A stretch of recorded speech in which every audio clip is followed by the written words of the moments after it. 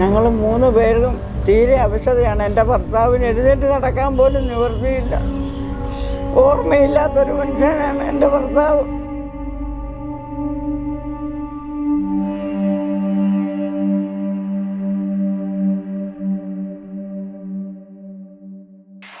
വിശാഖ്, ഈ മത്സരം ആ അമ്മയ്ക്ക് വേണ്ടിയിട്ടാണ്.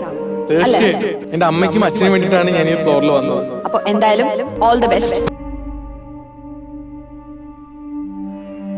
ഞാൻ ആ 2 ലക്ഷം രൂപ ഒരുപാട് പേരുടെ അടുത്ത് കിട്ടാൻ വേണ്ടിയിട്ട് നമ്മൾ ഗവൺമെന്റിലാണെങ്കിലും അല്ലാതെ ഒക്കെ ഞാൻ ഇരുന്നിട്ടുണ്ട്.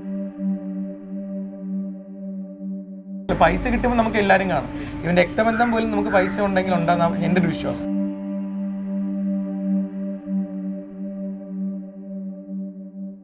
നമസ്കാരം. കഴിഞ്ഞ 27-ന് മഴവിൽ മനോരമ ചാനലിൽ ഉടൻ പണം എന്ന പ്രോഗ്രാമിൽ കരുനാഗപ്പള്ളി വെളുത്തമണലിൽ താമസിക്കുന്ന വിശാഖിൻ്റെ ഒരു പ്രോഗ്രാം ഉണ്ടായിരുന്നു. അതിൽ 10 ലക്ഷം രൂപ വിശാഖ് വിൻ ചെയ്തു. അതിനിടയിൽ വിശാഖിൻ്റെ കണ്ണീരിൽ കുതിർന്ന ജീവിതകഥ ഏവരുടെയും കണ്ണ് നനയിക്കുകയുമുണ്ടായി. ഇന്ന് മറുനാടൻ എത്തിയിരിക്കുന്നത് കരുനാഗപ്പള്ളി വെളുത്തമണലിലാണ്, വിശാഖ് വാടകയ്ക്ക് താമസിക്കുന്ന വീട്ടിൽ. ഇന്ന് വിശാഖിൻ്റെ ആ കണ്ണു നനയിക്കുന്ന കഥകൾ മഴവിൽ മനോരമയിൽ പറയാത്ത കാണാ കഥകൾ തേടിയാണ് എത്തിയിരിക്കുന്നത്. ആ കഥകളൊക്കെ വിശാഖും വിശാഖിൻ്റെ അമ്മയും നമ്മളോട് പറയുകയാണ്. ഒപ്പം അച്ഛനുമുണ്ട്. അവളുടെ വാക്കുകളിലേക്ക് പോകാം. നമസ്കാരം. നമസ്കാരം. അപ്പോൾ ആദ്യമായിട്ട് എനിക്ക് വിശാഖിനോടാണ് ചോദിക്കേണ്ടത്. വിശാഖ് എങ്ങനെയാണ് ഈ ഉടൻപണത്തിലേക്ക് എത്തിപ്പെടുന്നത്? ഉടൻപണത്തിൽ ഞാൻ എത്തുന്നത് അതിലൊരിക്കലും ഒരു കണ്ണടച്ച് തുറക്കുന്ന വേഗത്തിലായിരുന്നു ശരിക്കും എത്തിപ്പെടുന്നത്. ആദ്യം എത്തുന്നത് എൻ്റെ ബെസ്റ്റ് ഫ്രണ്ട് ലാൽ ടി കെയുടെ എപ്പിസോഡിലൂടെയാണ്. ലാൽ ടി കെ എന്നും ഒപ്പം കളിക്കുന്ന ഒരു വ്യക്തിയാണ്. അപ്പോൾ ലാലിൻ്റെ വീട്ടിൽ ഞാൻ വീട്ടിലെ താരമായിട്ടാണ് എത്തുന്നത്. അങ്ങനെ വീട്ടിലെ താരമായിട്ട് എത്തിയതിന് ശേഷം എന്നോട് ലാലിൻ്റെ ഒരു ചോദ്യത്തിൽ എന്നെ വിളിക്കുകയും അപ്പോൾ അതിന് ഉത്തരം പറഞ്ഞു കൊടുക്കുകയും ഞാനപ്പം റോബോട്ടിനോട് എനിക്കും എൻ്റെ അമ്മയ്ക്ക് ഒരു ഫ്ലോറിൽ വരണം എന്ന് പറയുകയും ചെയ്തു. അത് ആ ഒരു സീരിയസ്നെസ്സോടെ ചാനലുകാർ എടുക്കുകയും ഉടൻപണത്തിലേക്ക് എന്നെ എൻ്റെ അമ്മയും വിളിക്കുകയാണ് ചെയ്തത്. ഓക്കെ. ആ ഒരു ഉടൻപണത്തിലെ ആ ഒരു എപ്പിസോഡിൽ വളരെ പ്രേക്ഷകരൊക്കെ കണ്ണീരോടെ കണ്ട ഒരു എപ്പിസോഡായിരുന്നു അത്. അപ്പോൾ ആ ഒരു കഥയ്ക്ക് പിന്നിലെ യാഥാർത്ഥ്യം എന്താണ്? ആ ഒരു കഥയ്ക്ക് പിന്നിലെ യാഥാർത്ഥ്യം എന്ന് പറയുന്ന ഒരു മനുഷ്യൻ്റെ പച്ചയായ ജീവിതം ഒരുപക്ഷെ 25 വയസ്സിലൊരു വ്യക്തി അനുഭവിക്കാവുന്നതിൻ്റെ അപ്പുറം തന്നെ പറയാം. വളരെ ചെറുതിൽ തന്നെ അച്ഛനും അമ്മയും ഉപേക്ഷിക്കപ്പെട്ട ഒരു വ്യക്തിയാണ് ഞാൻ. അപ്പം അന്ന് മുതൽ എൻ്റെ ഈ ഒരു പ്രായം വരെ എനിക്ക് വേണ്ടി കഷ്ടപ്പെട്ട 2 വ്യക്തികളാണ് എൻ്റെ അപ്പുറവും ഇരിക്കുന്നത്. കാരണം എൻ്റെ അച്ചാച്ചനും അച്ചാമ്മയാണ്, പക്ഷെ ഞാൻ അവരെ വിളിക്കുന്നത് എൻ്റെ അച്ഛനും അമ്മയും തന്നെയാണ്. അവർ വീട്ടുജോലി ചെയ്തും മറ്റുള്ള അച്ഛൻ സെക്യൂരിറ്റി ആയിട്ട് പോയൊക്കെയാണ് നമുക്ക് ആഹാരത്തിനായാലും എൻ്റെ പഠിപ്പിനായാലും ഉള്ള വഴി അച്ഛൻ കണ്ടുകൊണ്ടിരുന്നത്. അപ്പോൾ എന്നിട്ട് ഇപ്പോൾ എന്തുവരെ പഠിച്ചിട്ടുണ്ട്? ഞാൻ PG കംപ്ലീറ്റ് ചെയ്തു. ആദ്യം എനിക്ക് സുഖമില്ല വന്ന സമയത്ത് ഡിപ്ലോമയ്ക്കാണ് ഞാൻ ജോയിൻ ചെയ്തത്. അത് കഴിഞ്ഞ് ഡിസ്റ്റൻ്റായിട്ട് BSc PG കംപ്ലീറ്റ് ചെയ്തു. ഉടൻപണത്തിൽ എത്തിപ്പെട്ടതിന് ശേഷം ആ ഒരു മാറ്റം എങ്ങനെയായിരുന്നു ജീവിതത്തിൽ? ഉടൻപണത്തിൽ എത്തിപ്പെട്ടതിന് ശേഷം എന്നെ കേരളം മൊത്തം തിരിച്ചറിയാൻ തുടങ്ങി. പുറം രാജ്യങ്ങളിൽ ഇപ്പം അബ്രോഡ് ആണെങ്കിൽ മിഡിൽ ഈസ്റ്റിൽ നിന്നൊക്കെ ആണെങ്കിലും ആളുകൾ നമ്മുടെ ഫേസ്ബുക്കിലും അതുപോലെ യൂട്യൂബിലൊക്കെ നമ്മുടെ ഈ ഷോ കണ്ടിട്ട് അതിൻ്റെ ഓരോ ബൈറ്റ് കണ്ടിട്ട് ഓരോരുത്തർ എന്നെ ഇൻസ്റ്റയിലും ഫേസ്ബുക്കിലൊക്കെ മെസ്സേജ് അയക്കുകയും നമുക്ക് വേണ്ടി പ്രാർത്ഥിക്കാം. അവരാൽ കഴിയുന്ന 2-3 പേര് എനിക്ക് അവരാൽ കഴിയുന്ന കുറച്ച് സഹായങ്ങൾ ഈ മാസത്തെ വാടകയൊക്കെ എനിക്ക് അങ്ങനെ അടയ്ക്കാൻ പറ്റി. കാരണം അവരാൽ കഴിയുന്ന സഹായം എനിക്ക് 2-3 വ്യക്തികൾ ചെയ്തു തന്നിട്ടുണ്ട്. പിന്നെ എന്താ പറയുക, നമുക്കിപ്പോൾ ഞങ്ങൾ ശരിക്കും പറഞ്ഞാൽ ഒറ്റപ്പെട്ട ജീവിതമായിരുന്നു. ഞങ്ങൾ 3 പേരും അത് ട്രയാങ്കുലർ ഷേപ്പിലുള്ള ഒരു ഒറ്റപ്പെട്ട ജീവിതമാണ് ഞങ്ങൾ 3 പേര് മാത്രമേ ഉണ്ടായിരുന്നുള്ളൂ. പക്ഷേ ഈ ഒരു ഷോയിലൂടെ ഞങ്ങൾ വന്നതിന് ശേഷം ഇപ്പോൾ എനിക്ക് ഒരുപാട് ആളുകളുണ്ട്. കാരണം കേരളം എൻ്റെ കുടുംബത്തെ ഏറ്റെടുത്ത് കഴിഞ്ഞതുകൊണ്ട് എനിക്ക് വേണ്ടി പ്രാർത്ഥിക്കാൻ, എൻ്റെ അമ്മയ്ക്ക് വേണ്ടി പ്രാർത്ഥിക്കാൻ, നമുക്ക് നല്ല കാര്യങ്ങൾ പറഞ്ഞു തരാനും നമ്മൾ എന്തുണ്ട് നമുക്ക് സുഖമാണോ എന്ന് നല്ല മനസ്സോടുകൂടി ചോദിക്കുന്ന ഒരുപാട് പേരെ എനിക്കൊരു ഷോയിലൂടെ കിട്ടുകയാണ് ചെയ്തത്. അതാണ് എനിക്ക് ഏറ്റവും വലിയൊരു ഭാഗ്യ ഷോയിൽ നിന്ന്. ഈ കടന്നു വന്ന ജീവിതം എങ്ങനെയായിരുന്നു? കടന്നു വന്ന ജീവിതം എൻ്റെ അച്ഛനും അമ്മയും കഷ്ടപ്പെട്ടു. പക്ഷേ ആ കഷ്ടപ്പാട് എനിക്ക് എൻ്റെ +2 വരെയും ഞാൻ അറിഞ്ഞിട്ടേ ഇല്ല. കാരണം അവരെത്ര കഷ്ടപ്പെട്ടാലും അവരെത്ര അവരുടെ മുണ്ട് മുറുക്കി കൊടുത്താലും അവരെത്ര പട്ടിണി കിടന്നാലും എൻ്റെ വയറ് നിറയ്ക്കാൻ അവർ 2 പേരും ശ്രമിച്ചിട്ടുണ്ട്. എനിക്ക് വേണ്ടി അവർ ഒരുപാട് സുഖങ്ങൾ ത്യജിച്ചിട്ടുണ്ട്. പക്ഷേ അതൊന്നും എനിക്ക് വേണ്ടിയിട്ട് എന്നെ അത് അറിയിച്ചിട്ടില്ല, അല്ലെങ്കിൽ ഞാൻ ആ ദുഃഖം അറിഞ്ഞ് വളരണം എന്ന് അറിയിച്ചിട്ടില്ല. പക്ഷേ ദൈവം അത് കണ്ടുകൊണ്ടാവാം +2 കഴിഞ്ഞ് എനിക്ക് എൻ്റെ അവസ്ഥകളൊക്കെ വളരെ മോശമായി. ഞങ്ങൾക്ക് സാമ്പത്തികമായിട്ട് അമ്മയ്ക്ക് ക്യാൻസറായി. അപ്പോഴത്തേക്ക് ഞങ്ങൾ സാമ്പത്തികമായിട്ട് ബുദ്ധിമുട്ടായി. എൻ്റെ വീട് വിൽക്കേണ്ടി വന്നു. അന്ന് മുതൽ ഞാൻ എൻ്റെ കഷ്ടപ്പാടുകൾ എന്താണ്, അല്ലെങ്കിൽ എൻ്റെ അച്ഛനും അമ്മ എന്തോരം കഷ്ടപ്പാട് അനുഭവപ്പെട്ടു എന്ന് എനിക്ക് തിരിച്ചറിയാൻ തുടങ്ങി. അന്ന് തൊട്ട് ഇന്ന് വരെയും ഞാൻ ആ കഷ്ടപ്പാടുകൾ തന്നെ മുന്നോട്ട് പോയിക്കൊണ്ടിരിക്കുന്നു.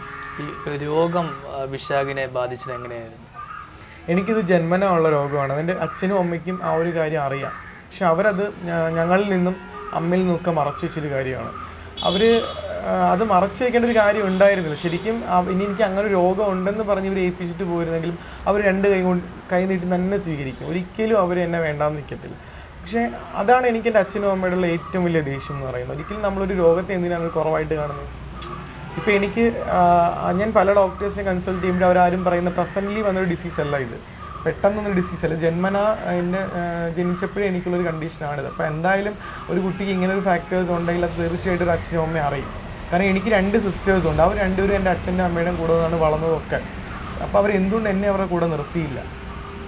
അപ്പോൾ അവർക്കത് പ്രസൻ്റ്ലി അറിയാവുന്നൊരു കാര്യമാണ്. അവരെന്നെ തിരക്കി വന്നിട്ടില്ല, എന്നെ ഏൽപ്പിച്ചിട്ട് പോയതിനു ശേഷം എന്നെ തിരക്കി വന്നിട്ടില്ല. ഞാൻ 7ാം ക്ലാസ്സിൽ പഠിക്കുന്ന സമയത്താണ് എന്നെ ആദ്യമായിട്ട് എൻ്റെ അച്ഛനും അമ്മയും തിരക്കിയിരുന്നത്.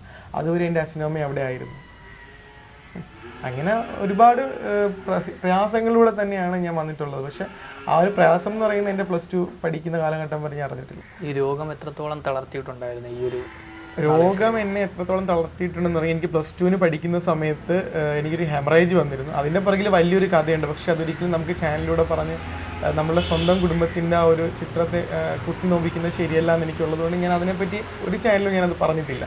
എനിക്കൊരു ഹെമറേജ് വന്നു എന്ന് മാത്രമേ ഞാൻ പറഞ്ഞിട്ടുള്ളൂ. അപ്പോൾ അത് എൻ്റെ ഒരു യൂട്യൂബിൻ്റെ താഴെ വന്നു കഴിഞ്ഞാൽ ട്രെയിൻ തട്ടി എനിക്ക് ഹെമറേജ് വന്നു. അപ്പോൾ ഒരു ട്രെയിൻ തട്ടി ബ്രെയിൻ ഹെമറേജ് ചെയ്യുന്ന ഒരു വ്യക്തി ഒരിക്കലും ഒരു ചാനലിന് ഇങ്ങനെ ഒരു ഇൻ്റർവ്യൂ കൊടുക്കാൻ പറ്റത്തില്ല. അതിൻ്റെ പുറകിൽ വളരെ വലിയ ആരോടും പറയാൻ ആഗ്രഹിക്കാത്ത വലിയൊരു സത്യമുണ്ട്. പക്ഷെ ഒരിക്കലും ആരോടും പറയുന്നില്ല. അതൊന്ന് പിന്നെ ഒരിക്കലും എന്നെ തളർത്തി എന്ന് പറഞ്ഞു കഴിഞ്ഞാൽ ഞാൻ എൻ്റെ ജീവിതം ഒരുപാട് +2 കഴിഞ്ഞ് കഷ്ടപ്പെട്ട് സ്പോൺസർഷിപ്പിലൂടെയും ഓരോ ഇൻസ്റ്റിറ്റ്യൂട്ടിൽ പഠിപ്പിച്ചും പിള്ളേർക്ക് ക്ലാസ് എടുത്തു കൊടുത്തൊക്കെയാണ് ഞാൻ മുന്നോട്ട് നിൽക്കുന്നത്. കാരണം എന്തെങ്കിലും ഞാൻ രക്ഷപ്പെടും, എൻ്റെ അച്ഛനും അമ്മയും എനിക്ക് രക്ഷപ്പെടുത്താൻ പറ്റും, ഞങ്ങളുടെ ലൈഫ് സേഫായി എന്നൊരു പൊസിഷനിൽ എത്തിയപ്പോഴത്തേക്ക് ഒന്നുമല്ല, വീണ്ടും ഞങ്ങളൊരു പടുകുഴിയിലേക്ക് വീഴുന്നു എന്ന് മനസ്സിലായപ്പോൾ ഞാൻ ഒരുപാട് മനസ്സുകൾ തകർന്നു. പിന്നെ എൻ്റെ അമ്മയാണ് എൻ്റെ ജീവിതത്തിലെ ഏറ്റവും വലിയ റോൾ മോഡൽ. കാരണം നമുക്കിപ്പോൾ എത്ര ഇൻസ്പിറേഷൻ യൂട്യൂബ് വീഡിയോസോ അല്ലെങ്കിൽ എത്ര ഇൻസ്പിറേഷൻ മോട്ടിവേഷൻ സ്പീച്ച് കേട്ടാലും നമ്മുടെ അമ്മ നമ്മുടെ അടുത്ത് വന്നിരുന്ന് നമ്മളെ തലോടി നമുക്ക് തരുന്ന ഒരു ആത്മവിശ്വാസം അതൊരിക്കലും ഒന്നിൽ നിന്ന് എനിക്ക് കിട്ടിയിട്ടില്ല. എൻ്റെ പേഴ്സണൽ ലൈഫ് എനിക്ക് കിട്ടിയിട്ടില്ല. കാരണം എൻ്റെ അമ്മ CA റിക്കവർ ചെയ്ത് വന്നൊരു വ്യക്തിയാണ്. ഇപ്പോൾ 2ാമത് CA അഭിമുഖീകരിക്കുന്ന വ്യക്തിയാണ്. പക്ഷേ എൻ്റെ അമ്മ എല്ലാ കാര്യങ്ങളും ചെയ്യും. എൻ്റെ കാര്യങ്ങൾ നോക്കും, അച്ഛൻ്റെ കാര്യങ്ങൾ നോക്കും. അച്ഛൻ പാർക്കിൻസൺ പേഷ്യൻ്റാണ്. അപ്പോൾ അച്ഛൻ്റെ കാര്യങ്ങൾ നോക്കും. ഈവൻ ഒരു ഡെയിലി റൊട്ടീനായിട്ട് ഒരു വീട്ടിലൊരു സ്ത്രീ എന്ത് കാര്യങ്ങൾ ചെയ്യുന്നു അതെല്ലാം എൻ്റെ അമ്മ ചെയ്യുന്നുണ്ട്. കാരണം എൻ്റെ അമ്മയാണ് എൻ്റെ ഏറ്റവും വലിയ ഇൻസ്പിറേഷൻ. എൻ്റെ അമ്മ ഇന്ന് ഈ അമ്മ എനിക്കിന്നില്ലായിരുന്നെങ്കിൽ ഒരിക്കലും ഞാൻ ഇന്ന് ഇങ്ങനൊരു പ്ലാറ്റ്ഫോമിൽ എത്തുമോ അല്ലെങ്കിൽ ഇങ്ങനൊരു ചാനലിൽ ഇൻ്റർവ്യൂ കൊടുക്കാൻ എനിക്ക് ഒരിക്കലും പറ്റത്തില്ല. കാരണം എൻ്റെ അമ്മയാണ് എൻ്റെ ബാക്ക് ബോൺ. അവഗണനകൾ എവിടെ നിന്നൊക്കെ കിട്ടിയിട്ടുണ്ട്? അവഗണനകൾ ഒരുപാട് സ്ഥലത്ത് നിന്ന് കിട്ടിയിട്ടുണ്ട്. ശരിക്കും പറഞ്ഞാൽ എടുത്തു പറയുകയാണെങ്കിൽ ഞങ്ങളുടെ ബന്ധുക്കളിൽ നിന്നാണ് ഞങ്ങൾക്ക് ഏറ്റവും കൂടുതൽ അവഗണനകൾ. കാരണം അമ്മ ഇപ്പം ഇങ്ങനൊരു അസുഖത്തിന് അടിമയായി, ഞാനും ഇങ്ങനൊരു അസുഖത്തിന് അടിമപ്പെട്ടു പോയി. ഞങ്ങൾ ഫിനാൻഷ്യലി അൺഫിറ്റ് ആയി കഴിഞ്ഞപ്പോഴത്തേക്ക് അമ്മയുടെ പല സഹോദരിമാരും അമ്മയെ അവരുടെ വിശേഷങ്ങൾ അറിയിക്കുക, അല്ലെങ്കിൽ ഈവൻ ഫോണിൽ വിളിച്ചിട്ട് പറയും മോൻ്റെ കല്യാണമാണ് അല്ലെങ്കിൽ മോടെ കല്യാണമാണ് എന്നൊക്കെ പറയും. പക്ഷെ ഞങ്ങളെ അവർ എന്നിട്ട് പറയും നിങ്ങൾക്ക് സുഖമില്ലെങ്കിൽ വരണ്ട എന്നൊക്കെ പറയും. ചിലപ്പോൾ ഞങ്ങൾ ഫേസ്ബുക്കിലായിരിക്കും അവരുടെ കല്യാണം കഴിഞ്ഞു എന്നൊക്കെ അറിയുന്നത് അങ്ങനെയായിരിക്കും. അപ്പോൾ അതൊക്കെ കാണുമ്പോൾ ഞങ്ങളെ ഒരുപാട് വിഷമിച്ചിട്ടുണ്ട്. പിന്നെ ഞങ്ങൾ ഒരിക്കലും ഞങ്ങളുടെ പറയുന്ന രീതിയിൽ അയൽവാസികൾ ഒരിക്കലും ഞങ്ങളെ അവഗണിച്ചിട്ടില്ല. കാരണം ഞാൻ ജനിച്ചതും പഠിച്ചതും വളർന്നു നോക്കിയ കൊല്ലം ആശ്രമം കാവടിപ്പുറത്താണ്. അവിടുത്തെ ഓരോ വ്യക്തികൾക്കും എന്നെ വ്യക്തിപരമായി നന്നായിട്ട് അറിയാം. കാരണം അവർ കൊണ്ട് നടന്ന് വളർത്തിയൊരു കുഞ്ഞാണ് ഞാൻ. അപ്പോൾ അവിടെ എനിക്ക് ഒരിക്കലും മറക്കാൻ പറ്റാത്ത 2-3 കുടുംബങ്ങളുണ്ട്. അതിൽ ഏറ്റവും അടുത്തൊരു ബന്ധം എന്ന് പറയുന്നത് ലൈലാമ ശിശുധരൻ എന്ന് പറയുന്ന ഒരു കുടുംബമുണ്ട്. അവരാണ് ഞങ്ങളുടെ എല്ലാ ആപത്തിലും ഞങ്ങളുടെ കൂടെ നിൽക്കുകയും ഞങ്ങൾക്ക് ഒരു നേരത്തെ അന്നം തരാനും ഞങ്ങളെ ഹോസ്പിറ്റലിൽ കൊണ്ടുപോകാനും ഞങ്ങളെ സപ്പോർട്ട് ചെയ്യാനും ഒക്കെ ഉള്ള ഒരു ഏറ്റവും വലിയ കുടുംബമാണ് ലൈലാമ്മയും ശശിമാവനും. അവരുടെ 2 പെൺമക്കൾ സമീ സൻല എന്നാണ് അവരുടെ പേര്. അവർ 2 പേരും. അപ്പോൾ അവരുള്ളതുകൊണ്ട് ഞങ്ങൾ അങ്ങനെ ഒറ്റപ്പെടലുകൾ അധികം അനുഭവിച്ചിട്ടില്ല. പിന്നെ ജോലി സ്ഥലത്തൊക്കെ പോകുമ്പോഴും നമുക്കൊരു ബുദ്ധിമുട്ട് വന്നിട്ടുണ്ട്. ശരിക്കും പറഞ്ഞാൽ നമ്മളൊരു CA പേഷ്യൻ്റാണ്. അപ്പം നമ്മളെങ്ങനെ അത് ഹാൻഡിൽ ചെയ്യും? നമുക്ക് അത്രയും സ്ട്രഗിൾ ചെയ്യാൻ പറ്റത്തില്ലല്ലോ, നമുക്ക് ഡ്യൂട്ടി അഡ്ജസ്റ്റ് ചെയ്യാൻ പറ്റത്തില്ലല്ലോ, അങ്ങനെയൊക്കെ ഒരുപാട് ബുദ്ധിമുട്ടുകൾ വന്നിട്ടുണ്ട്. പക്ഷെ അതൊന്നും എന്നെ തളർത്തിയിട്ടില്ല. എനിക്ക് ഒരു വഴി അടഞ്ഞ ഒരു വഴി ദൈവം തരും എന്നുള്ള ഒരു ആത്മവിശ്വാസം എനിക്ക് എപ്പോഴും ഉണ്ടായിരുന്നു. അതുകൊണ്ട് എന്നെ അവഗണനകൾ തളർത്തിയിട്ടില്ല. പിന്നെ ഞങ്ങളുടെ ബന്ധുക്കളിൽ നിന്നുള്ള അവഗണന മാത്രമേ അവരാണ് നമ്മളുടെ കൂടെ നിൽക്കേണ്ടത്. പക്ഷെ അവർ ഞങ്ങളെ അവഗണിച്ചു. പക്ഷെ നാട്ടുകാർ ഞങ്ങളെ ചേർത്ത് പിടിച്ചു. നാട്ടുകാർക്ക് വലിയൊരു സല്യൂട്ട്. തീർച്ചയായിട്ടും. ഇനി എനിക്ക് രത്നമ്മയോടാണ്. രത്നമ്മ വിശാഖിൻ്റെ അച്ഛമ്മയാണ്, പക്ഷേ അമ്മയായിട്ടാണ് വളർത്തിയത്, സ്വന്തം മകനായിട്ട്. എങ്ങനെയായിരുന്നു അമ്മയുടെ കയ്യിലേക്ക് വിശാഖ് എത്തിപ്പെടുന്നത്? മോനെ അത് ഞങ്ങൾക്ക് എനിക്കൊരു മോളും ഒരു മോനും. ഈ മോൻ അന്ന് മോള് കുഞ്ഞാ, 5-8 വയസ്സേ ഉള്ളൂ. അപ്പോൾ ഈ മോന് 17 വയസ്സ് വരെ നമ്മുടെ കൂടെയൊക്കെ ഉണ്ടായിരുന്നു. 17ാമത്തെ വയസ്സിൽ ഇവനെ കാണുന്നില്ല. നമുക്ക് ഒരുപാട് ബാധ്യതകളൊക്കെ വെച്ചിട്ടൊക്കെ അവനങ്ങ് പോയിട്ട് ഇവള് ഈ ഒരു നമ്മൾ കണ്ടിട്ടുമില്ല കേട്ടിട്ടുമില്ല, ഏതോ ഒരു പെൺകൊച്ചിന് ഈ കുട്ടിയെ ജന്മം നൽകി. ഒരു വീട് ഒന്നും ഇല്ലാഞ്ഞിട്ട് ഞങ്ങളൊരു കൊച്ചു വീടും ഒക്കെ വെച്ച് പാല് കാച്ചി, ആ പാല് കാച്ചിയതിൻ്റെ 12ൻ്റെ അന്ന് ഈ കുട്ടിയെ ഒരു തുണി പൊതിഞ്ഞുകൊണ്ട് ഇവൾ വരുന്നു. അപ്പോൾ എൻ്റെ മനസ്സങ്ങ് അലിഞ്ഞു പോയി. പരിസരവാദികളെല്ലാം കൂടെ എന്നെ ഞാൻ കൊല്ലാൻ വന്നു. ഈ തള്ളയ്ക്ക് വല്ല ആവശ്യമുണ്ടോ, നമ്മളാരും അറിഞ്ഞു മംഗളമായിട്ട് ഓമനയായ ഒരു മോനെ ഇതെങ്ങനെ ഏതാണെന്നറിയാൻ വയ്യെന്ന് പറഞ്ഞ്. എന്നിട്ടും ഞാൻ വീട്ടിൽ വിളിച്ച് നിർത്തി. അച്ഛനൊരു മനസ്സ് അലിവ. അച്ഛൻ പറഞ്ഞടി 2 ദിവസം നിൽക്കട്ടെന്ന്. 2 ദിവസം അവിടെ നിന്ന് 3ൻ്റെ അന്ന് ഇവളങ്ങ് പോയിട്ട് ഈ കൊച്ചുമായിട്ട് ഇവളങ്ങ് പോയി. പിന്നെ ഉണ്ടല്ലോ ഈ കൊച്ചിനെ കാണണമെന്നും പറഞ്ഞ് ഈ അച്ഛനങ്ങ് സംഭ്രമം. അപ്പോൾ എൻ്റെ ഒരു ആങ്ങളയുണ്ട്, മംഗളനെന്നാണ് പേര്, മരിച്ചുപോയി. അപ്പോൾ ആ അച്ഛനും കൂടി കൊച്ചിനെ കാണാൻ അവിടെ ചെല്ലുമ്പം അപ്പോൾ എന്താണ് ഇവൾ പറയുന്ന പോലും ഇല്ല, എന്നാൽ കൊണ്ടുപോകണ്ട, പാല് കുടിക്കുന്ന കുഞ്ഞല്ലേ. ഈ അച്ഛനും എൻ്റെ ആങ്ങളെയും കൂടി ചങ്ങനാശ്ശേരി റെയിൽവേ സ്റ്റേഷനിലൊരു ക്യാൻറ്റീൻ ഉണ്ട്. ചങ്ങനാശ്ശേരി നമ്മൾ തുണ്ടെടുക്കുന്നതിൻ്റെ ഇപ്പുറത്ത് ആ ക്യാൻറ്റീനിൽ വന്നേച്ച് എൻ്റെ ആങ്ങളെ ഒരു നിമിത്തനാണ്. അവൻ ചോദിച്ച് ഒരു കുപ്പിക്കകത്ത് കുറച്ച് പാലും ഒരു നിബിളും തരണമെന്ന് പറഞ്ഞു. അപ്പം അവനത് സംഘടിച്ചിട്ട് ഒരു ടവല് മേടിച്ച് ഈ കൊച്ചിനെ നല്ലവണ്ണം പൊതിഞ്ഞ് ചേർത്ത് പിടിച്ച്, ഇച്ചിരി മദ്യമൊക്കെ അവൻ കഴിക്കുമായിരുന്നു. കുഞ്ഞിനെ അവൻ താങ്ങി പിടിച്ച് കൊല്ലത്ത് കൊണ്ടുവരുമ്പം രാത്രി 7-8 മണിയായി. ഞാൻ അന്നൊരു നല്ലൊരു യൗവനമായിട്ട് പഠിച്ച ജോലികൾ മൊത്തം എല്ലാ വീട്ടിലും മോനെ പോലുള്ള ഒരുപാട് കൊച്ചാമ്പിള്ളേർക്ക് ഫ്ലാറ്റിൽ ഞാൻ കയറി ഇറങ്ങി. ഈ നേരം ആകുമ്പം 10 പിള്ളേർക്കെങ്കിലും ചാപ്പാടുണ്ടാക്കി കൊടുക്കും. അപ്പോൾ ആ കുഞ്ഞിനെ നോക്കിയത് എൻ്റെ മോളും ഈ പരിസരവാദി അയൽവാസി ലൈല, സമി, ആ ഒരു കുടുംബം സനില, ഇവരൊക്കെയാണ് ഈ കൊച്ചിനെ ഞാൻ ജോലിക്ക് പോകുമ്പോൾ നോക്കുകയും കാണുകയും ഒക്കെ ചെയ്യുന്നത്. അങ്ങനെ നമ്മൾ കുഞ്ഞിനെ വളർത്തിയിട്ട് ഈ കൊച്ചു പോകുന്നത് ഏതാ കുഞ്ഞിനെ കാണണമെന്നൊരു ലാളനമില്ലേ മലന്ന് കിടന്ന് കളിക്കുന്ന സമയത്ത്. ആ കുഞ്ഞിനെ ഞാൻ ഒരു പശുവിൻ്റെ പാലും മൊത്തവും ആ കാച്ചി നിർത്തിയേക്കും. നിബിളുമായിട്ട് അപ്പിയിടുന്നതും 1ഉം 2ഉം ഒക്കെ എടുക്കുന്നത് ഈ പരിസരവാദികളും എൻ്റെ മോളൊരു കൊച്ചാണ്. അങ്ങനെ വളർത്തി ഞാൻ അവനെ ഒന്നും അറിയിച്ചിട്ടില്ല. ഇവനെ നോവാനോ എടുക്കാനോ ഒന്നും അയാൾ സമ്മതിക്കത്തില്ല. ഞങ്ങൾ പൊന്നുപോലെ വസ്ത്രം ഉടുക്കാനില്ല. ഞാൻ ജോലിക്ക് പോകുന്നവരുടെ വീട്ടിലെ കുഞ്ഞുങ്ങളുടെ വസ്ത്രം മേടിച്ച് കൊണ്ടുവന്നാണ് എൻ്റെ കുഞ്ഞിനെ തണുപ്പടിക്കാതെ ജീവിച്ചിട്ടുള്ളത്. അന്ന് ഞങ്ങൾ ഒരുപാട് വിഷമിച്ചു. എത്ര വീട് കയറി ഇറങ്ങി വന്നാണ് എൻ്റെ വീട്ടിൽ അനത്തുന്നത്. ഞാൻ ഇതുള്ളത് സത്യമായിട്ടുള്ള കാര്യമാണ്. +2 പഠിച്ചു വന്നപ്പോൾ എൻ്റെ കുഞ്ഞിൻ്റെ ഒരു കണ്ണ് അവിടെ വെച്ചാണ് ഞങ്ങളുടെ ചിറക് താന്നത്. അപ്പോൾ എൻ്റെ ഈ കാൻസറോ മുടി പൊഴിഞ്ഞതൊന്നും ഞാൻ കണക്കാക്കിയില്ല. കുഞ്ഞിനെയും കൊണ്ട് പെട്ടെന്ന് ഞാനും അച്ഛനും ഒരു മനുഷ്യരും ബന്ധുക്കളോ ഒന്നും, ബന്ധുക്കളൊക്കെ അടുത്ത് നിൽപ്പുണ്ട്, കയറിയില്ല. ഞാനൊരു നൂല് പോലൊരു മാല എൻ്റെ കഴുത്തുണ്ടായിരുന്നു, വിറ്റ് എൻ്റെ കുഞ്ഞിനെ എടുത്ത് മടി തളർത്തി ഇട്ടും കൊണ്ട് മെഡിക്കൽ കോളേജിൽ ചെന്നപ്പം വിനോദെന്ന് പറഞ്ഞ ഒരു ചെറുക്കനാണ് കാർ ഡ്രൈവർ. അമ്മ കൊള്ള തന്നെ അവനെ എല്ലാം കൊണ്ടും ചെക്കപ്പെല്ലാം ചെയ്ത് കൊണ്ടുവന്നപ്പം ഡോക്ടർമാരും ഇവൻ്റെ തരത്തിലുള്ള ആൺപിള്ളേരും പെൺപിള്ളേരും കൂടി എന്നെ ഒരു റൂമിലോട്ടങ്ങ് മാറ്റിയേച്ചു. കരഞ്ഞോണ്ട് പെൺകൊച്ചുങ്ങളും ആൺപിള്ളേരും കൂടി. അമ്മേ ഞങ്ങൾ ഏറ്റെന്നും പറഞ്ഞ് ഈ കുഞ്ഞിനെ അവരങ്ങ് കൊണ്ടുപോയി. അച്ഛന് ഹിരണിയായുടെ വന്നു നടക്കാൻ മേലാതെ മുറ്റത്ത് ഇരുത്തി. തിരുവനന്തപുരം മെഡിക്കൽ കോളേജിൽ കൊണ്ടുപോയിട്ട് ഞാൻ എൻ്റെ കൊച്ച് ഇതെല്ലാം കഴിഞ്ഞ് ഈ ആൺപിള്ളേർ കൊണ്ടുവന്ന് നമ്മുടെ കയ്യിൽ കൊണ്ടുവന്നൊരു കട്ടിൽ കിടത്തി ഞാൻ താഴെ കാലിൽ നീട്ടിയിരുന്നു. തോർത്തെടുത്ത് തലയെ കെട്ടിക്കൊണ്ടാണ് ഇവൻ 1ന് പോകണം 2ന് പോകണം. ഞാൻ അവിടെ ഇരുന്ന് ഇങ്ങനെ അങ്ങ് ഉറങ്ങിപ്പോയപ്പോൾ ഡോക്ടർ വന്ന് കാലിൽ പുറത്ത് തട്ടിയിട്ട് പറഞ്ഞു വാ അമ്മ എന്നും പറഞ്ഞ് താങ്ങി കസേരയെ കൊണ്ടിരുത്തിയിട്ട് എന്നോട് പറഞ്ഞു അമ്മ വിഷമിക്കരുത്, അമ്മ വിഷമിക്കാതിരിക്കാമെങ്കിൽ ഞാനൊരു കാര്യം പറയാം. ഞാൻ പറഞ്ഞു എന്ത് വേണമെങ്കിലും പറഞ്ഞു ഡോക്ടറെ, എനിക്ക് സമ്മതമാണ്. ഞാൻ ഉണ്ടെങ്കിൽ അവനും കാണും, അവനില്ല ഞാനില്ല, തുറന്ന് പറഞ്ഞു എന്ന് ഞാൻ ഡോക്ടറോട് പറഞ്ഞപ്പം തങ്കം പിടിച്ച ഡോക്ടർ അടുത്ത മിനിസ്റ്റർ പറഞ്ഞു അമ്മയ്ക്ക് വെള്ളം കൊണ്ട് കൊടുക്കുന്നു പറഞ്ഞു. വെള്ളവും കുടിച്ച് അവിടെ ഇരുത്തി പുറത്തെല്ലാം തട്ടിയിട്ട് പറഞ്ഞു, കുഞ്ഞിനെ പ്രസവിച്ച സമയത്ത് അവൻ്റെ ജന്മനാലുള്ളതാണ് ഈ കുഴിനരമ്പ്, ഇവിടെ പുറകിൽ ഇവിടെ ഉണ്ടെന്നാണ്. ഞാൻ ഈ വിവരം ഒരിടക്കാലം കൊണ്ട് ഇവനിങ്ങനെ വന്നപ്പം ഇവൻ്റെ അച്ഛൻ എൻ്റെ അടുക്ക വന്നു. ഇവൻ്റെ അച്ഛനെന്ന് പറഞ്ഞാൽ എൻ്റെ മോൻ. ഞാൻ പറഞ്ഞു പോതള്ളേ അനാവശ്യം പറയാതെ കണ്ട്. പ്രസവിച്ച് കഴിഞ്ഞാൽ ഉടനെ ഏത് ഡോക്ടർമാരും നേഴ്സുമാരും കൂടി കുഞ്ഞിനെ കൊണ്ടുപോയി ചെക്കപ്പ് ചെയ്യും. നമ്മുടെ എല്ലാം കഴിഞ്ഞതിന് ശേഷം കുഞ്ഞിനെ ഇങ്ങോട്ട് തരുന്നത്. പ്രസവിച്ചപ്പോഴേ കൊച്ചിനെയും കൊണ്ട് ഇവിടെ അമ്മയും കൂടെ കടത്തിക്കൊണ്ട് പോന്നു കാണും. ഈ കുഞ്ഞിൻ്റെ വിവരം ഇവക്കറിയാം, പക്ഷേ അവൻ്റെ അച്ഛൻ പറയത്തില്ല, അവനോട് പറയത്തില്ല, അവനറിഞ്ഞു കാണത്തില്ല. പക്ഷെ സത്യസന്ധത ഈ തള്ളയ്ക്കറിയാം. അവൾക്ക് ഇവൻ വളർന്നു കഴിഞ്ഞാൽ ദോഷമാണെന്ന് ചിന്തിച്ചിട്ടല്ലേ മക്കളെ ഇതിങ്ങനെ വന്നത്. ഇല്ല, ഇവളെ ഈ കുഞ്ഞിനെ എനിക്ക് തരുമോ? ഓമന തുണ്ട് പോലെ ഇരിക്കുന്നു. കൊച്ചു ഫോട്ടോ എൻ്റെ കയ്യിലുണ്ട്. വെള്ളരിക്ക പോലാണ് കുഞ്ഞിരിക്കുന്നത്, പൊക്കം കുറഞ്ഞ് കാലിൽ കൊലുസ് വിട്ട് ഞാൻ വളർത്തി ഇത്രയാക്കി. ഇപ്പം എൻ്റെ ഈ ദുഃഖത്തിനും വന്നപ്പം പറയാ കള്ളത്തരവാന്ന്. എൻ്റെ മുഖത്ത് നോക്കി പറഞ്ഞതല്ലേ ഇത് കള്ളത്തരവാന്ന്.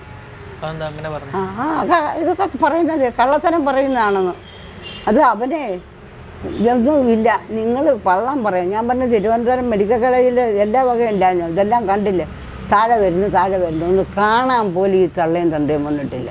എന്നെ ഇനി ഇവൻ വന്ന് ആരെല്ലാം തൂക്കിക്കൊന്നാലും ശരി, അറിയാനുള്ളവരെല്ലാം അറിയണം. നാട്ടുകാർക്കെല്ലാം അവൻ വാത്സല്യപുത്രനായിട്ടാണ് നാട്ടുകാർ വളർത്തി തന്നത്. ഇന്നും ഈ മനുഷ്യൻ്റെ എല്ലാ വകയും നേരം വെളുക്കുന്നതിന് മുമ്പ് അവൻ ചെയ്യുന്നു. അയാളുടെ പെങ്ങളാണ് വിശാഖ് ചെയ്യുന്ന പോലെ ആരും ചെയ്യത്തില്ല. എന്നെയോ എൻ്റെ എല്ലാം തുറന്നു വാരി കണ്ടിച്ചു കളഞ്ഞ പഴുപ്പും ചോരയും എല്ലാം എടുത്തത് ഈ ഒരു കുട്ടിയാണ്. അവനെ വിട്ടൊന്നും ഞാൻ ചെയ്യത്തില്ല. എനിക്കൊന്നുമില്ലെങ്കിലും വേണ്ടിയില്ല, എനിക്ക് കയറി കിടക്കാനോ അവൻ്റെ അസുഖം പറഞ്ഞാൽ മതി, എൻ്റെ കാര്യം പോട്ടെ. ഇത്രയും ഞാൻ നിങ്ങളോട് പറഞ്ഞു. എൻ്റെ മകനെ നിങ്ങളെപ്പോലെ നിങ്ങൾ കാത്തോണം, അതേ ഞാൻ പറയുള്ളൂ. അവനാരുമില്ല, അവൻ്റെ അച്ഛനോ അമ്മയോ നോക്കുമെന്നു. ഇപ്പം അവർക്കൊക്കെ ഒരു ഇതുണ്ട്. അമ്മ പറഞ്ഞത് സത്യമാണെന്നല്ല.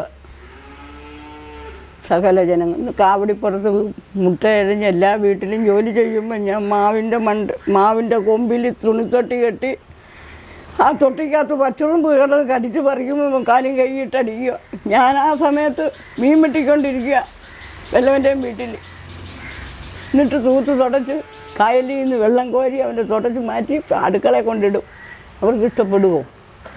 നമ്മുടെ ആളുകളായതിൻ്റെ പേരിൽ പറഞ്ഞ് അവനവിടെ കിടന്നോട്ടെ. അപ്പം മോൻ്റെ കുട്ടി പാറു പറയും, പാറു ഇവനെ അടിക്കും, ഇവൻ അവളെ അടിക്കും. അപ്പോൾ രണ്ടും കൂടെ അടി കൂടും. അങ്ങനെ ഞങ്ങൾ ഒരുപാട് ദുഃഖങ്ങൾ അനുഭവിച്ചു. ഇനിയും ദുഃഖം അനുഭവിക്കാൻ ഭഗവാൻ തന്നെ കണ്ണു തുറക്കട്ടെന്ന് ഞാൻ പ്രാർത്ഥിക്കുന്നു.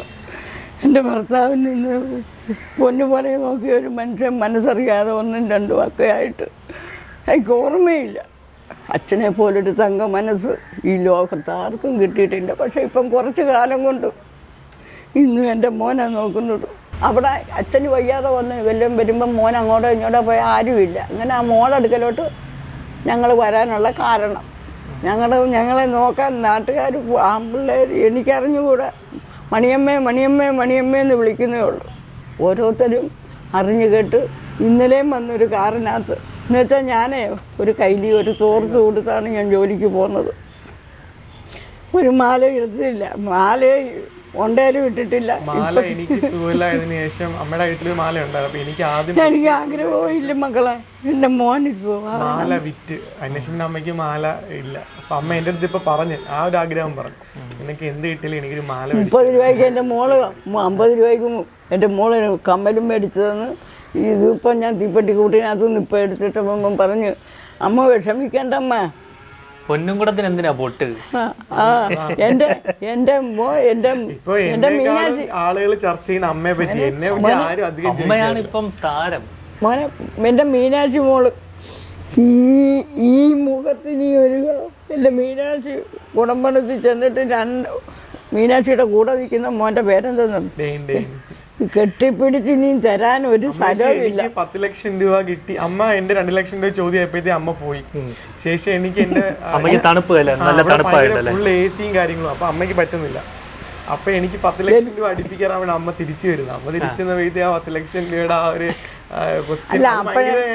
ഒരുപാട് ഫേസ് ചെയ്തൊരു ചോദ്യമാണ്. കുഞ്ഞുങ്ങളെ നമ്മുടെ മക്കള് ഈ പിള്ളേര് വന്ന് ഓടി വന്ന് വെച്ച് ഇങ്ങനെ തടവിയിട്ട് പറഞ്ഞു, അമ്മ വിടിരി അമ്മ പ്രാർത്ഥിച്ചിട്ട് ഞാൻ പ്രാർത്ഥന നടത്തിക്കൊണ്ടിരിക്കുമ്പം പുറകെ കൂടെ ഒരു ആദ്യം കണ്ട പയ്യൻ ഓടി വന്ന് തടയിട്ട് പറഞ്ഞു, അമ്മയ്ക്ക് ഞാൻ എല്ലാ അനുഗ്രഹമുള്ള അമ്മ രത്നമ്മയല്ല രത്നമാണ് എന്നും പറഞ്ഞ് ഉമ്മയും തന്ന് വെള്ളവും എടുത്ത് തന്നേച്ച് ഒരു ജാക്കറ്റ് എടുത്ത് എന്തോ ഒരു ഇതെടുത്ത് അങ്ങോട്ട് പോയ അമ്മയെല്ലാം തിരിച്ചു ജാക്കറ്റൊക്കെ ഇട്ട് ഭയങ്കര റിച്ച് ആയിട്ടാണ് തിരിച്ചു വരുന്നത്. ഒരിക്കലും ഞാൻ അതിൽ ടൈറ്റിൽ വിന്നർ ആവണമെന്നോ ഒന്നും പ്രതീക്ഷിച്ചില്ല ഞാൻ അത് ഷോയിൽ വരുന്നത്. കാരണം ഞാൻ ഒരുപാട് അവഗണനകൾ ഏറ്റൊരു വ്യക്തിയാണ്. അപ്പം നമ്മളൊരു രോഗം വന്നു എന്ന് പറഞ്ഞാൽ ഒരിക്കലും നമ്മളൊരാൾ അവഗണിക്കാൻ പാടില്ല. അതൊരു അവസ്ഥയാണ്. ഒരു ദൈവം ആർക്കും കൊടുക്കാവുന്നൊരവസ്ഥ. അപ്പോൾ ദൈവത്തിന് തരാൻ പറ്റുമെങ്കിൽ ദൈവത്തിന് തിരിച്ചെടുക്കാനും പറ്റും. അപ്പോൾ എനിക്കൊരാഗ്രഹം, എൻ്റെ അമ്മ മീനാക്ഷിയുടെ ഏറ്റവും ഒരു അടുത്ത ആളാണ് അമ്മ. അതുകൊണ്ട് തന്നെ അമ്മ ഒരു ഉടൻപണത്തിൽ എത്തിയപ്പോൾ മീനാക്ഷി അമ്മയെ കൊണ്ടുകിടന്നതെന്ന് വെച്ചാൽ അവർ ഭയങ്കര ഫ്രണ്ട്സ്. അവർ ജൂനിയർ മഞ്ജു വാര്യർ സീനിയർ മഞ്ജു വാര്യരാണ്. അപ്പോൾ രണ്ടുപേരും കൂടെ അമ്മയ്ക്ക് ചൂടുവെള്ളം കൊടുക്കാനും മീനാക്ഷി അമ്മ കെട്ടിപ്പിടിച്ചു, ഒരുപാട് ഉമ്മ കൊടുത്തു. മീനാക്ഷിയും ഡെയിനും ഭയങ്കര അവരും ഞങ്ങളിൽ ഒരാളായിട്ട് മാറി. അവരും ഭയങ്കര കരച്ചിലും കാര്യങ്ങളൊക്കെ ആയിരുന്നു. ആ ഫ്ലോറിൽ നിന്ന് ഇറങ്ങി വന്ന് അവരതൊക്കെ ചെയ്തു. അപ്പോഴ് ഞങ്ങൾ ആ ഒരു തുകയ്ക്ക് വേണ്ടി ഒരിക്കലും ഞാൻ മത്സരിച്ചിട്ടില്ല. ഞാൻ ആ വീട്ടിലെ താരമായിട്ട് വന്നപ്പോൾ എൻ്റെ അമ്മയുടെ ആഗ്രഹം പോലെ മീനാക്ഷി ഒന്ന് കാണണം. പിന്നെ ഞങ്ങൾക്ക് വന്നൊരു ഒരിക്കലും ഞങ്ങൾ അവഗണിക്കാൻ പാടില്ല എന്നൊരു ഇത് എനിക്ക് സമൂഹത്തിനോട് പറയണം തോന്നിയാണ് ഞാൻ അവിടെ വരണം എന്ന് ആവശ്യപ്പെട്ടത്. പക്ഷേ ദൈവഭാഗ്യം പോലെ ആ ഷൂട്ട് കഴിഞ്ഞ് എന്നെ അവിടുന്ന് മഴവിൽ മനോരമയിൽ നിന്ന് വിളിച്ചു, ഓഡീഷൻ ചെയ്തു. ഓഡീഷന് പാസ്സായി. 14-ാം തീയതി എനിക്ക് വീട്ടിലായിരുന്നു ഷൂട്ട്, ശനിയാഴ്ച. ഇവിടുത്തെ ഷൂട്ട് കഴിഞ്ഞ് 14-ാം തീയതി 1 ലക്ഷം രൂപയുടെ ചോദ്യം വരെ വെച്ച് കളി നിർത്തി.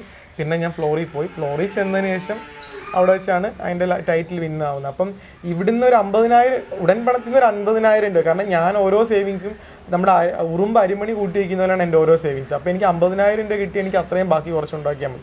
അപ്പോൾ അത്രയും ഒരു ചിന്തയോടെയാണ് ഞാൻ കളിക്കുന്നത്. അപ്പോൾ ആ ഒരു ചിന്തയോടെ കളിച്ച് 1 ലക്ഷം ആയപ്പോഴാണ് ദൈവം സത്യം എന്നെ സ്നേഹിക്കുന്ന എൻ്റെ ഈ കേരളം സത്യം ഞാൻ ആ 1 ലക്ഷം കിട്ടിയതിന് ശേഷം മാത്രമാണ് എൻ്റെ സർജറിക്കുള്ള പൈസ കിട്ടണമെന്ന് ഞാൻ ആഗ്രഹിച്ചത്. 2,40,000 രൂപ വരെ പോകണം എന്ന് ഞാൻ ആഗ്രഹിച്ചത്. 2 ലക്ഷം രൂപ ആയപ്പോഴത്തേക്ക് ഞാൻ മനസ്സുകൊണ്ട് സംതൃപ്തനായി. കാരണം പിന്നെ ആ ഒരു ഫ്ലോറിൽ ഞാൻ ആബ്സെൻറ്റ് മൈൻഡാണ്. അവിടുന്ന് നമ്മളടുത്ത് ചോദിക്കുന്നുണ്ടെങ്കിൽ പോലും ഞാൻ വളരെ ആബ്സെൻറ്റ് മൈൻഡാണ്. കാരണം ഞാൻ ആ 2 ലക്ഷം രൂപ ഒരുപാട് പേരുടെ അടുത്ത് കിട്ടാൻ വേണ്ടിയിട്ട് നമ്മൾ ഗവൺമെൻറ്റിലാണെങ്കിലും അല്ലാതൊക്കെ ഞാൻ ഇരുന്നിട്ടുണ്ട്. 2 ലക്ഷം രൂപ കിട്ടിയപ്പോഴത്തേക്ക് ഞാൻ ആബ്സെൻറ്റ് മൈൻഡാണ്. പിന്നെ എൻ്റെ മൈൻഡ് അവിടെ ഇല്ല. കാരണം ഞാൻ സേഫായി. കാരണം എനിക്ക് ചികിത്സിച്ച് എൻ്റെ രോഗം ഭേദമായ ദൈവം സഹായിച്ച് നല്ലൊരു ക്വാളിഫിക്കേഷൻ ഉണ്ട്. ആരോഗ്യം വീണ്ടെടുത്ത് നമുക്ക് ജോലി ചെയ്യുന്ന വിശ്വാസം ഉള്ളതുകൊണ്ട് ഞാൻ പിന്നെ എന്താ പറയാ, എനിക്ക് പിന്നെ എന്താ കണ്ണും പൂട്ടി മത്സരിക്കുകയായിരുന്നു. പിന്നെ കണ്ണും പൂട്ടി മത്സരിക്കും. നമുക്ക് ദൈവം നേരിട്ട് ഇറങ്ങി വരുന്നതൊക്കെ പറയുന്നില്ല ചില സമയങ്ങളിൽ. ആ ഫ്ലോറിൽ എൻ്റെ കൂടെ എൻ്റെ ദൈവം ഉണ്ടായിരുന്നു. അതാണ് ആ സത്യം. കാരണം ഷോയിൽ നിന്നും ഇപ്പം 10 ലക്ഷം രൂപ കിട്ടി, ടാക്സ് ഒക്കെ കുറച്ചിട്ട് ഒരു എമൗണ്ട് ആയിരിക്കും കിട്ടുക. അപ്പോൾ എന്താണ് അടുത്ത ലക്ഷ്യം? അടുത്ത ലക്ഷ്യം എന്ന് പറയുന്നത് നമുക്ക് CMCയിൽ അഡ്മിഷൻ കിട്ടുന്ന ഭയങ്കര ഒരു പാടാണ്. അപ്പം നമ്മൾ പൈസ കിട്ടിയതിന് ശേഷം തന്നെ അപ്പോയിൻമെൻറ്റ് എടുക്കണം. എൻ്റെ തുടർ ചികിത്സ പോകണം. അപ്പം എന്തായാലും ഞങ്ങൾക്കൊരു വീടില്ല. വീടെന്നുള്ളത് ഇനി എൻ്റെ അടുത്തൊരു സ്വപ്നമാണ്. ദൈവം സഹായിച്ച് ആരോഗ്യം തരട്ടെ എന്ന് ആദ്യം ഞാൻ ആഗ്രഹിക്കുന്നു.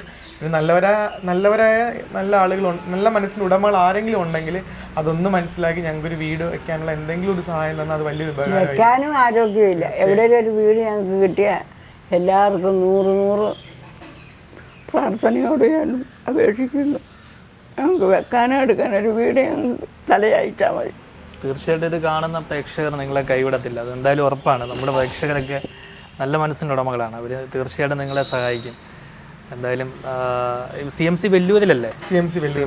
അപ്പം ഈ 2 ലക്ഷം രൂപ മതിയാകുമോ ഈ ഒരു ചികിത്സയ്ക്ക്? സർജറിക്ക് മാത്രമായിട്ട് 1,1,5 ലക്ഷത്തിന് മുകളിലാണ് പറഞ്ഞത്. പിന്നെ ഞാൻ എൻ്റെ ചികിത്സ നിൽക്കുന്ന എൻ്റെ ചിലവും പിന്നെ അതുപോലെ തന്നെ എൻ്റെ കൂടെ നിൽക്കുന്ന ബൈസ്റ്റാൻഡർ ചിലവെല്ലാം കൂടെ കൂടി 2,40,000 എന്നുള്ളത് എൻ്റെ ഒരു കാൽക്കുലേഷനാണ്. അപ്പോൾ അത് വിശാഖിൻ്റെ രോഗം എന്ത് രോഗമാണ്? ബ്രെയിൻ ട്യൂമറാണ്. എനിക്ക് നമുക്ക് പോൺസിൽ നമുക്ക് ഒരിക്കലും എൻ്റെ സർജറി ഒരു പോസിബിൾ അല്ല. കാരണം ഓപ്പൺ സർജറി പോസിബിൾ അല്ല. അപ്പോൾ അതിന് റേഡിയോ സർജറി എന്ന് പറയുന്ന ഒരൊറ്റ പ്രോസസ്സിങ് മാത്രമേ മെഡിക്കൽ സയൻസിലുള്ളൂ. അപ്പം ഞാൻ ഇവിടെ ബിൽബ്രിഡ്ജിൽ പോയി, അവിടെ ഡോക്ടറാണ് CMCക്ക് റെഫർ ചെയ്ത്. അതിന് മുന്നേ ഞാൻ ഇവിടുത്തെ ഗവൺമെൻറ് ഹോസ്പിറ്റൽ ട്രാൻസ്പോർട്ടൊക്കെ പോയിട്ടും അവരാരും നമുക്കൊരു പ്രോപ്പറായിട്ടുള്ളൊരു ചാനൽ പറഞ്ഞു തന്നില്ല. കാരണം അവർ റേഡിയോ സർജറി എന്ന് പറയുന്ന ഒരു പ്രോസസ്സിങ് അതിനുള്ളൂ ലാസ്റ്റ്. ഇപ്പോൾ നാഷണൽ മെഡിസിറ്റിക്ക് എനിക്ക് ബിഷപ്പ് ബെൻസർ ഹോസ്പിറ്റൽ, എനിക്ക് ഒരിക്കലും മറക്കാൻ പറ്റാത്ത ഒരു ഹോസ്പിറ്റലാണ് ബിഷപ്പ് ബെൻസർ ഹോസ്പിറ്റൽ. അതുപോലെ തന്നെ ഡോക്ടർ നായസ് ഹോസ്പിറ്റൽ. അവിടുന്ന് ഡോക്ടേഴ്സാണ് എന്നെ ഗൈഡ് ചെയ്തതും ഞങ്ങളുടെ കയ്യിൽ നിന്ന് ആ സമയത്ത് ഒരു പോലും വാങ്ങാതെ ഞങ്ങളെ റെഫർ ചെയ്യുന്ന നാഷണൽ മെഡിസിറ്റിക്ക്. ഇനി ഈ ഒരു മഴവിൽ മനോരമയിൽ ഈ ഒരു ഷോ വലിയ രീതിയിൽ വൈറലായി. ഇതിനുശേഷം ഈ അച്ഛനും അമ്മയും ബന്ധപ്പെടുകയോ വല്ലതും ചെയ്തിരുന്നോ? അമ്മ ബന്ധപ്പെട്ടിട്ടില്ല. പക്ഷേ എൻ്റെ അച്ഛൻ ഇവിടെ എൻ്റെ ഷോയുടെ പ്രമോ ലീക്കായതിനു ശേഷം ഇപ്പം അമ്മ ഈ ഷോ ഇവിടെ ഇപ്പം ഒരു വാക്ക് അമ്മയുടെ വായിന്നുകൊണ്ട് എൻ്റെ മോൻ അറിഞ്ഞിട്ടില്ല. കാരണം അതെൻ്റെ അമ്മ പേടിച്ചിട്ടാണ് അമ്മ അങ്ങനെ ഒരു വാക്ക് പറഞ്ഞത്. കാരണം ഈ വീട് അച്ഛൻ കണ്ടുപിടിക്കുകയും ഇവിടെ വന്ന് പ്രശ്നം ഉണ്ടാക്കുകയും ചെയ്തു. ആ ഒരു പേടി. എന്താ പ്രശ്നം ഉണ്ടാക്കിയത്? എൻ്റെ പ്രമോ ലീക്കായ സമയത്ത് ഞാൻ ഇവിടെ എൻ്റെ അപ്പച്ചിയുടെ വീട്ടിൽ ചെന്ന് അപ്പച്ചിയെ ചീത്ത വിളിക്കുകയും ഞങ്ങൾ എവിടെയാണെന്ന് ചോദിച്ച് മനസ്സിലാക്കി ഇവിടെ വരികയും ചെയ്തു. വന്നിട്ട് ആദ്യം വന്ന സമയത്ത് ഞങ്ങൾക്ക് ഇത്രയും ലക്ഷം രൂപ കിട്ടിയെന്ന് അറിഞ്ഞൊരു രീതിയിലാണ് വന്നത്. കാരണം ഇവിടെ ഷൂട്ട് നടന്നപ്പോഴത്തേക്ക് ഞാൻ ഇത്രയും രൂപ വിൻ ചെയ്തെന്നൊക്കെ അറിഞ്ഞപ്പോഴത്തേക്ക് നമ്മളെ അടുത്ത് ചേർത്ത് അറിയില്ല, പൈസ കിട്ടുമ്പോൾ നമുക്ക് എല്ലാവരും കാണും. ഇവൻ്റെ രക്തബന്ധം പോലും നമുക്ക് പൈസ ഉണ്ടെങ്കിൽ ഉണ്ടാകുന്ന എൻ്റെ ഒരു വിശ്വാസം. അപ്പം അമ്മ എടുത്ത് വന്ന് സംസാരിച്ചു എന്ന് പറഞ്ഞാൽ ഞാൻ പറഞ്ഞു പറ്റത്തില്ല അമ്മയെ നമ്മുടെ വീട്ടിൽ കയറ്റാൻ പറ്റത്തില്ല, അച്ഛനും അമ്മയും കാണുന്നെങ്കിൽ പുറത്ത് നിന്ന് കാണും. ഇപ്പോൾ വീടിൻ്റെ വാടക ഞാനാണ് കൊടുക്കുന്നത്. നിങ്ങളുടെ മകനെ ഒരിക്കലും ഞാൻ വിലക്കത്തില്ല. നിങ്ങൾക്ക് കാണുമെങ്കിൽ റോഡിൽ നിന്ന് കാണാം, പക്ഷെ ഒന്നും ഒന്നും കൈപ്പറ്റരുത്, എനിക്കത് ഇഷ്ടമല്ല. ഞാൻ തരുന്ന അമ്മയ്ക്ക് പട്ടിണിയാണെങ്കിലും അമ്മ ഞാൻ തരുന്ന കഴിച്ചാൽ മതി എന്ന് പറഞ്ഞു. അപ്പം പ്രമോ ലീക്കായി. എങ്ങനെയോ പ്രമോ അച്ഛൻ്റെ കൈ കിട്ടി. അപ്പോഴത്തെ അച്ഛൻ ഇവിടെ വന്നിട്ട് പറഞ്ഞു കിട്ടിയതിൻ്റെ പകുതി തന്നില്ലെന്നുണ്ടെങ്കിൽ നീ പറഞ്ഞ കള്ളമാണെന്ന് പറയുന്നത്. എന്ത് കള്ളമാണെന്ന്? ഞാൻ ഈ അസുഖം കള്ളമാണെന്നും ഞങ്ങൾ നിന്നെ ഉപേക്ഷിച്ചിട്ടില്ലെന്നും നീ ഞങ്ങളെ ഉപേക്ഷിച്ചിട്ട് പോയതാണെന്നൊക്കെ പറഞ്ഞു. ഞാൻ പറഞ്ഞ ധൈര്യമായിട്ട് പറഞ്ഞു. കാരണം എനിക്ക് പേടിയില്ല. കാരണം ഞാൻ ഈ 3 മാസമുള്ള കൊച്ച് ഉപേക്ഷിച്ച് പോയെന്നാണ്. അതാണ്, ഈ 3 മാസമുള്ള കുട്ടി എങ്ങനെ ഉപേക്ഷിച്ചിട്ട് പോകും? പിന്നെ നമ്മളത് പറയാൻ നിന്നെങ്കിൽ നമുക്ക് ഒരുപാട് കാര്യങ്ങൾ പറയേണ്ടി വരും. പക്ഷേ ചാനലിന് മുന്നിൽ നമുക്ക് നമ്മുടെ ഫാമിലി എടുത്ത് വലിച്ചു കയറുന്ന ഒരിക്കലും ശരിയില്ല. കാരണം ഒരു സിസ്റ്റം കൂടെ എനിക്ക് താഴെ ഉണ്ട്. അയാൾ ഫാമിലി ലൈഫ് ഒന്നും ആയിട്ടില്ല എന്നാണ് ഞാൻ എൻ്റെ കേട്ടറിവ്. കാരണം പഠിക്കുന്നതാണ് എൻ്റെ ഒരു കേട്ടറിവുള്ളത്. ഒരിക്കലും അതിൻ്റെ ജീവിതം വെച്ച് കളിക്കുന്ന ഒരിക്കലും ശരിയില്ല. പിന്നെ എനിക്ക് നാളെ ഒരു ഫാമിലി ലൈഫ് ഉള്ളതാണ്. അപ്പം നമ്മുടെ കുടുംബം ഇത്രയും നമ്മുടെ അച്ഛനും ഇത്രയും വളരെ നീചമായ രീതിയിൽ ചിന്തിക്കുന്ന വ്യക്തികളാണെന്ന് അറിഞ്ഞു കഴിഞ്ഞാൽ അവർ എന്ത് വിചാരിക്കും? അപ്പം അങ്ങനെയൊക്കെ ഒരു പേടിയുള്ളതുകൊണ്ട് ഞാൻ ഒരുപാട് കാര്യങ്ങളൊന്നും ചാനലിൽ മഴവിൽ മനോരമയിലൂടെ ഞാൻ പറഞ്ഞിട്ടില്ല. അപ്പം ഞാൻ ഈ ഒരു പ്ലാറ്റ്ഫോമിൽ വന്നത് ഒരിക്കലും എൻ്റെ അച്ഛനും അമ്മയും ആരാണെന്നോ അവർ കാണിച്ച ക്രൂരത എന്താണെന്നോ അവർ അങ്ങനെ ഒരു വ്യക്തികൾ ലോകത്തുണ്ടെന്നോ അതിനൊന്നും വേണ്ടിയിട്ടല്ല. എൻ്റെ ചികിത്സ നടക്കണം, എനിക്ക് തിരിച്ചെൻ്റെ ജീവിതത്തിലേക്ക് വരണം, എൻ്റെ അമ്മയെ അച്ഛനെ സേഫ് ആക്കണം. ഈ 2 കാര്യങ്ങളിലോട് 3 കാര്യങ്ങൾക്ക് വേണ്ടി മാത്രമാണ് മഴവിൽ മനോരമയുടെ ആ ചാനൽ ഉടൻ മണത്തി ഞാൻ വന്നത്. ഒരിക്കലും എൻ്റെ ഹിസ്റ്ററീസിലോട്ട് കടന്നുപോയി എനിക്കതൊന്നും തിരിച്ചു തരാനല്ല, എനിക്ക് ലൈഫിലോട്ട് തിരിച്ചു വരണം. ഈവൻ ഞാൻ മരിച്ചു പോയാലും ഞാൻ ഈ ലോകത്തുനിന്ന് പോയാലും ഞാൻ ഈ ലോകത്തുണ്ടായിരുന്നു എന്നുള്ളൊരു സിഗ്നേച്ചർ എനിക്ക് വെക്കണം. ആ ഒരു സിഗ്നേച്ചറിന് വേണ്ടി ഇവർ 2 പേരും എൻ്റെ കാലശേഷവും ഈ ലോകത്തുണ്ടാവണം, നന്നായിട്ട് സന്തോഷത്തോടു കൂടി ജീവിക്കണം എന്നൊരു ആഗ്രഹത്തോടെ മാത്രമാണ് ഞങ്ങൾ പ്ലാറ്റ്ഫോം. എന്തിനാ കൂടുതൽ ഈ അച്ഛനും അമ്മയും തന്നെ മതി, എന്തിനാ അവരെ അല്ലേ? അതെ അതെ, നഷ്ടപ്പെടുത്തിയവരെക്കാളിലും കൂടുതൽ സ്നേഹം കിട്ടിയിട്ടുണ്ട്. എനിക്കും ഇതുപോലൊരു അച്ഛമ്മ ഉണ്ടായിരുന്നു, അമ്മയെ പോലെ തന്നെയായിരുന്നു സ്നേഹിച്ചത്. എൻ്റെ ഒരു ഭാഗം വെട്ടിമാറ്റിയതും ഇതൊക്കെ കൊണ്ട് ഞാൻ അനുഭവിക്കുന്ന ഈ ഒരു ചെറുക്കന് വേണ്ടിയാണ്. ദൈവം ഒരാളുണ്ടല്ലോ എന്ന് ഞാൻ കണക്കാക്കി. 5 ലക്ഷം പറഞ്ഞപ്പോൾ ഞാൻ പറഞ്ഞ എൻ്റെ പൊന്നു മകനെ ഞാൻ ഇങ്ങനെ പറഞ്ഞ ഉടനെ ഇപ്പം ഞാൻ ഈ 5 ലക്ഷം കഴിഞ്ഞ് ഒരിതിന് പറഞ്ഞാൽ 10 ലക്ഷമാണ്. അപ്പം ഞാൻ കാണുന്നു മണ്ടയിൽ ഇപ്പം ഈ പയ്യൻ വന്നെന്നെ ഇങ്ങനെ കെട്ടിപ്പിടിച്ചപ്പം ഒന്ന് മേളിന്ന് പറയുന്നു പൂക്കുറ്റി അടിയെന്ന്. അമ്മ താഴെ, ഞാൻ ഫ്ലോറിലും അമ്മ താഴെയാണ് ഇരിക്കുന്നത്. ഫ്ലോറിന്റെ താഴെ 10 പ്രത്യേക സ്പേസ് ഒക്കെ. ഞാനങ്ങ് വീണ് പോയി, എനിക്കൊന്നും ഓർമ്മയില്ല. നമ്മുടെ സുഖകരങ്ങൾ തിരക്കുന്ന എത്ര ആളുകളുണ്ടെന്ന് പറയും. അപ്പോഴാണ് എനിക്ക് ഭയങ്കര സന്തോഷം. കാരണം നമുക്ക് ഒരുപാട് പൂജ എന്ന് പറയുന്നൊരു ചേച്ചി, ആദ്യം തന്നെ റെക്കോർഡിക്കൽ നെയിം, ചേച്ചി ഇങ്ങനെ വിളിച്ചിട്ട് നമ്മളെ നല്ല കാര്യങ്ങൾ പറഞ്ഞു തരും. പിന്നെ ഒരു നിധി എന്ന് പറയുന്നൊരു ചേച്ചി, അവർ പറയുന്നത് ഞങ്ങളുടെ സ്വന്തം, ഒരുപാട് ആളുകൾ പറഞ്ഞു നീ ഞങ്ങളുടെ സ്വന്തം അനിയനാണ്. അപ്പോൾ അവർ നമ്മൾക്ക് ഗൈഡ് ചെയ്ത് തരും, നീ ഇനി ഇങ്ങനെ ചെയ്യണം, ഇങ്ങനെ തന്നെ കാര്യങ്ങൾ പോകണം, പൈസ ഉള്ളപ്പോൾ നിന്നെ പലരും തിരക്കിയത് സത്യമാണ്. നമ്മളെ വേണ്ടാന്ന് പറഞ്ഞ് പോയ എൻ്റെ അച്ഛൻ സഹിതം വന്ന ആ പൈസയുടെ പുറം. പക്ഷെ എനിക്ക് അങ്ങനെ ഒരു ബന്ധം വേണ്ട. പക്ഷെ ഞാൻ ഒരിക്കലും ഇവരെ വിലക്കില്ല, കാരണം അവര് ജന്മം കൊടുത്ത മകനാണ്. അപ്പോൾ എന്തായാലും വിശാഖിൻ്റെ വിശേഷങ്ങൾ ഇത്രയൊക്കെയാണ്. വിശാഖിന് 10 ലക്ഷം രൂപ കിട്ടിയെങ്കിലും അതിൽ ടാക്സ് കഴിഞ്ഞിട്ട് ആ എമൗണ്ട് കുറച്ചേ കിട്ടുകയുള്ളൂ. ആ തുക കൊണ്ട് വേണം തുടർ ചികിത്സ നടത്താൻ. അതുപോലെ രത്നമ്മയമ്മയുടെ ചികിത്സയ്ക്കും പണം വേണം. പിന്നെ സ്വന്തമായിട്ടൊരു കൂര എന്നുള്ളതാണ് വിശാഖിൻ്റെ ഒരു ഏറ്റവും വലിയ ആഗ്രഹം. അപ്പം ഓപ്പറേഷൻ കഴിഞ്ഞ് 1 വർഷത്തിന് ശേഷം, 1 ആണോ 2 വർഷം? 2 വർഷത്തിന് 2 വർഷത്തിന് ശേഷം മാത്രമാണ് അതിൻ്റെ ആ ഒരു റിസൾട്ട് കറക്റ്റായിട്ട് അറിയാൻ കഴിയുക. പക്ഷേ ആത്മവിശ്വാസത്തോടു കൂടി തന്നെയാണ് വിശാഖ് മുന്നോട്ട് പോകുന്നത്. ഈ സ്വന്തം അപ്പൂപ്പനും അമ്മുമ്മയും അവരെ സ്വന്തം അച്ഛനും അമ്മയും ആയി തന്നെയാണ് വിശാഖ് കാണുന്നത്. അവരെ ചേർത്ത് പിടിച്ച് അവരെ ഒപ്പം നിർത്തി മുന്നോട്ട് പോകാനാണ് ആഗ്രഹിക്കുന്നത്. നമ്മുടെ പ്രേക്ഷകരായ സുമനസ്സുകൾ വിശാഖിനെ സഹായിക്കാൻ ആഗ്രഹിക്കുന്നുണ്ടെങ്കിൽ വിശാഖിൻ്റെ നമ്പർ നമ്മളിതിൽ കൊടുക്കാം. അപ്പം അതിൽ വിളിച്ചിട്ട് അദ്ദേഹത്തിൻ്റെ ഡീറ്റെയിൽസ് ചോദിക്കാം. നമ്മൾ അക്കൗണ്ട് നമ്പർ കൊടുക്കുന്നില്ല, അദ്ദേഹത്തിൻ്റെ നമ്പറിലേക്ക് വിളിച്ചാൽ മതിയാവും. നമ്പർ താഴെ കൊടുത്തിരിക്കുന്നതാണ്. ആ നമ്പറിലേക്ക് വിളിച്ചാൽ വിശാഖിനെ കിട്ടും. വിശാഖിൻ്റെ വിശേഷങ്ങൾ നിങ്ങൾക്ക് നേരിട്ട് ചോദിച്ചറിയുകയും ചെയ്യാം. സഹായം ചെയ്യാൻ താല്പര്യമുള്ളവർ വിശാഖിൻ്റെ കയ്യിൽ നിന്നും ബാങ്ക് ഡീറ്റെയിൽസും ഒക്കെ വാങ്ങാവുന്നതാണ്. എന്തായാലും വിശാഖ് പൂർണ്ണ ആരോഗ്യത്തോടെ തിരിച്ചു വരട്ടെ. അതുപോലെ രത്നമ്മയമ്മയും അതുപോലെ തന്നെ അസുഖങ്ങൾ ഭേദമായിട്ട് വരട്ടെ. എല്ലാവിധ ആശംസകളും നേരുന്നു. നന്ദി.